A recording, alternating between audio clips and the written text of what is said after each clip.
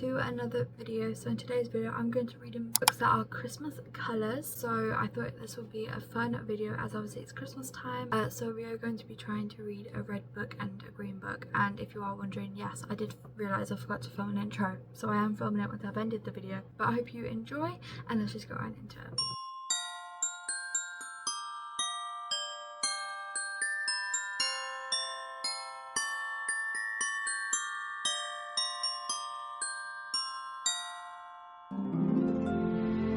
So I started to make the season bright and I am actually on chapter 14, so I've made quite a big chunk into it, like good progress. And I don't know how to feel about this, if I'm being completely honest. I'm not gonna lie, I am a little bit bored. I'm not a big fan of the characters so far. I feel like they haven't really had good character development within the story at the moment. I genuinely just don't know how to feel about this, and I don't know. I know that this is a book that either people love or people hate. I have seen so many mixed opinions on this book. I'm like, don't know how to feel about it. I am going to read more and actually give it a chance, because I mean I would have thought I would have started liking it by now, because I am on chapter 14. I'm listening to the audio book while diamond painting, so I don't know, maybe it's the audio.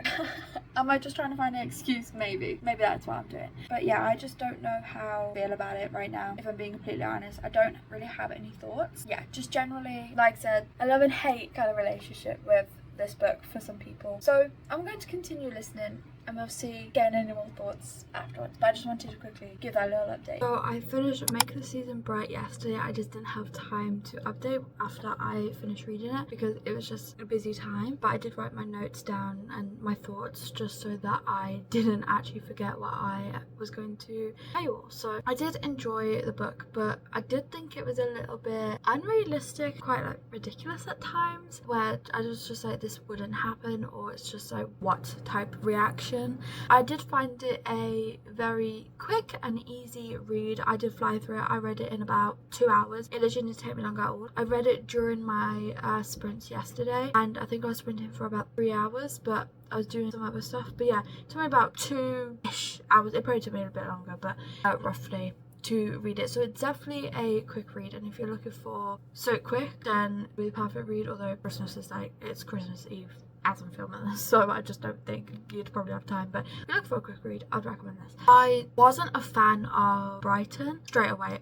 That's what I'm just gonna leave it there. I found them annoying straight from the bat, like from the beginning of the book, straight away, and that did deter my enjoyment from it a little bit. But I did love the chemistry. I did love the tension between Charlie and Brighton when they first saw each other at the beginning of the book, like in the past part, like 5 years ago. But basically in this book, Brighton leaves Charlotte at the altar with no explanation, and that's what you get in the 5 years in the past part, so you understand their backstory. They are childhood sweethearts who have been in love since they were at school, and I feel like, you know, if they're childhood sweethearts and then Brighton just leaves Charlotte at the altar randomly, I just feel like that would need to be explained. Like when you see each other after so long and there's just no explanation for it, you don't get an explanation, and then you see each other, I just feel like that's going to need a big explanation of like, why did this happen? But in this book, it just didn't give any explanation at all. It just kind of felt like they moved past it very easily without like saying why or anything like that. I don't know, I just feel like that's very unrealistic. If someone runs away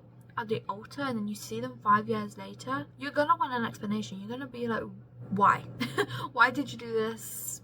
Especially if they're childhood sweethearts, you know what I mean? Like, you're going to want to know what happened, you know, like that is at the altar. I mean, come on, you're gonna want to know what happens, and it just wasn't explained at all.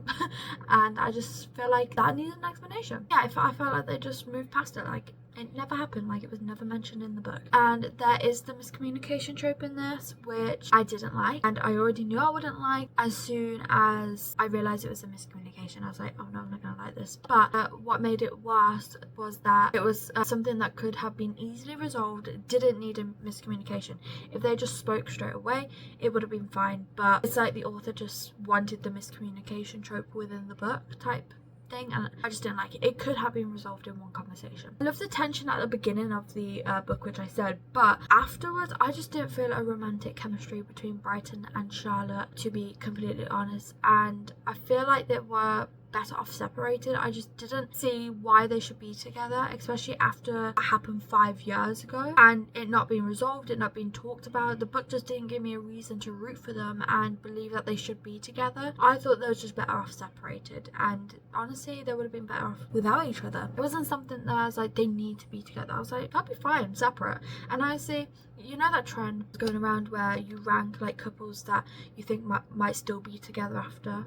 I just don't believe that they would still be together after this book, to be completely honest. Also, the whole situation at the end of the book, if you know, you know, I'm not going to spoil it. It felt like it was resolved, but in a weird way. Like, I don't know how to explain it. It just felt very strange to me. Like, what happened, it shouldn't have been, like, all I'm going to say is I feel like she did have the rights that they were saying she didn't. Then it was just resolved. Very strange. I don't know how to explain it without ruining it, but yeah.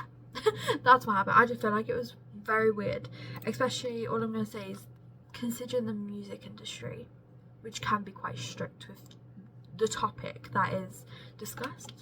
I don't know, it was a strange situation to me and it was resolved weirdly. That is my thoughts on that book. I did rant a little, but I did decide to rate it 3 stars in the end, because I didn't, as much as it sounds like, I didn't hate it, but I was like, there are times in the story where I was bored, I'm not gonna lie, and I'm just like, I want a fan. And throughout the whole story, Brighton irritated me so much. I'm not gonna lie. But yeah, that is my thoughts on that one. And then last night I started An Unfortunate Christmas Murder, and I haven't got far into it actually. How far did I get? I'm listening to the audiobook while I try to finish this diamond painting that needs to be finished tonight. I got to chapter 4, which is page 39, so I am hoping to finish this one tonight. It won't take me long at all because it is short. I will definitely fly through this, and 300 and so pages. I could finish this probably in about an hour or 2, so it won't take me long at all. I can't promise that I'll probably do any updates throughout this because I'm just trying to get this diamond painting done. But I will be back with you all once I've got some thoughts. But what I'm going to say about it so far is I'm finding the story a bit interesting, but I feel like it's a bit slow, so I am starting to get bored. Like, the thing has only just happened. When I say so, I mean I'm only 39 pages in, but the situation has only just happened. I haven't really got much thoughts about it, but a quick summary is it's about dinner ladies, and there was a situation that happened years ago. They've kind of like moved past that, and then they are doing this like dance thing, and the woman says to, I think one of the dinner ladies, I can't remember, to like show the dance, and as she is getting ready to do so, the stage falls on top of the woman, and the woman is currently in hospital. And so that is all I know so far, but I just feel like it's going to be interesting. We'll see. That is my update for now, and I'll give you all an update once I have one.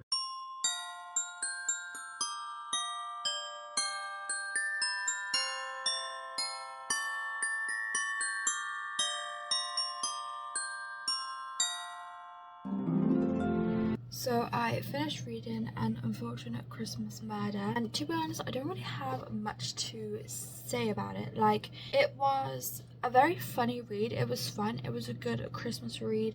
If you want like a little laugh or a little giggle, you know, a fun time, nothing too serious, then I would recommend this, because it was definitely one of those type of Christmas reads where you really don't take it too seriously at all. Do you feel like that there could have been more of a connection? I didn't really feel it, but there could have been more of a connection between the 2 married dinner ladies. To be honest, they felt like more like there was friends, or obviously because they're living together, like roommates, you know, that type of vibe. They didn't give the vibe of a married couple, but it was fun that there was a married couple who were solving a crime together. Like, that was very fun to read about, because normally it's just like one person sort of trying to solve the crime, but it's like they came together and they're trying to solve it together, and that was fun. But yeah, I just feel like there was a little bit more of a connection, where it kind of felt like there was a married couple solving this crime and not just like some friends. I felt like there was loads of details that was like kind of left out of this story. Like, there was at the beginning, I was kind of like, I feel like there's something missing. Like, I just feel like I'm kind of jumping on into a story, but that's because I realized it's actually part of a series. Which I didn't know. I don't think it matters too much. It's just obviously going into this one, you will feel like you are missing a few details that you probably could, like, you know, would probably be helpful, but it doesn't affect the story. You're just, at the beginning, you're just kind of a bit like, I feel like I've just jumped into a book. type thing with no detail, no nothing. It's just like, okay, let's move on.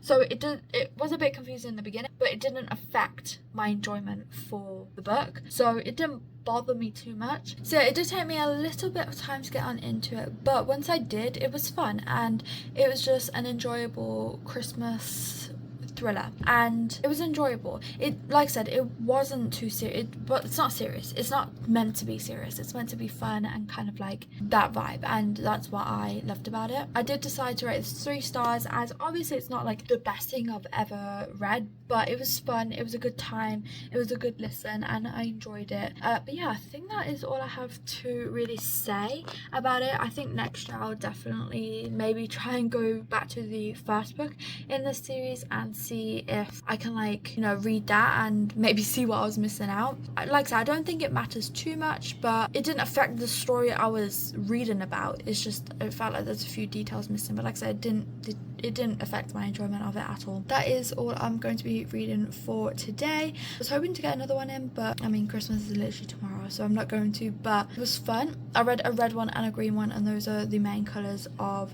Christmas anyway. So thank you all so much for watching. Sorry if this video is a little bit short, but I hope you still enjoyed. Please remember to like and subscribe and leave this emoji if you watched until the end, and I hope to see you all in my next one. Bye.